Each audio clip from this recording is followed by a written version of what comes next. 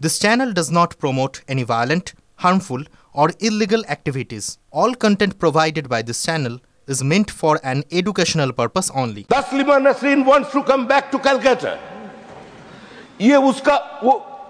Taslima Nasreenের কাছে কলকাতা শহর প্রাণের শহর।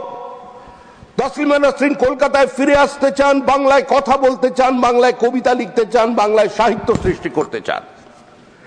পশ্চিমবঙ্গ মানে কাজী নজরুলের কলমে শ্যামা মায়ের বন্দনা। পশ্চিমবঙ্গ মানে নারী মুক্তি আর নারী স্বাধীনতার দৃষ্টান্ত। বাংলার ছদ্ম প্রগতিশীলতার আড়ালে চূড়ান্ত তোষণ নীতি ও মৌলবাদের কাছে লজ্জাজনক আত্মসমর্পণের দিন শেষ হোক। তাসলিমার প্রত্যাবর্তন হোক। তাসলিমা নাসরিন বাংলায় আসছে, বাংলায় নিয়ে এসে তাকে আমি তৃণমূলকে বলবো, বিজেপিকে বলবো, সিপিএমকে বলবো, কংগ্রেসকে বলবো, ওকে নিয়ে যেন ওই রাজনীতির খেলা না হয় সেটা দেখতে বলবো, এবং যাতে বাংলার মানুষ ও আসার পরে যারা উত্তপ্ত না হয়, এটা উত্তপ্ত করার জন্য নিয়ে আসা হচ্ছে।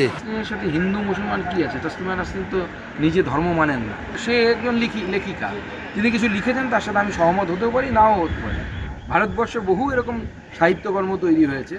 সুনীল গঙ্গোপাধ্যায় মা সরস্বতীকে নিয়ে যা লিখেছেন, মা সীতাকে নিয়ে যা লিখেছেন, তার সাথে আমার মতের মিল নেই। সুনীল গঙ্গোপাধ্যায় তার মত প্রকাশ করেছে, তিনি কমিউনিস্ট ছিলেন, তখন তো তাকে পশ্চিমবঙ্গ থেকে তাড়ানোর কথা ওঠেনি।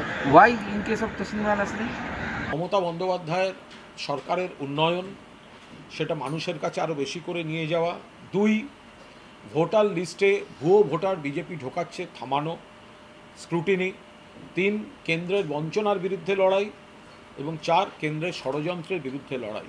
এই ন্যারেটিভ থেকে নজর ঘোরাতে বিজেপি পরিকল্পিতভাবে অন্য কোনো একটি বিষয়, অন্য কোনো ধরনের বিষয়কে সামনে আনতে চাইছে। আমরা তাদের কোনো ধরনের এই ন্যারেটিভ তৈরির চেষ্টায় আমরা পা দেব না। আমরা আমাদের যে প্রায়োরিটি লিস্ট, আমরা সেই প্রায়োরিটি লিস্টের উপর দাঁড়িয়ে বাংলার মানুষের কাজ করব।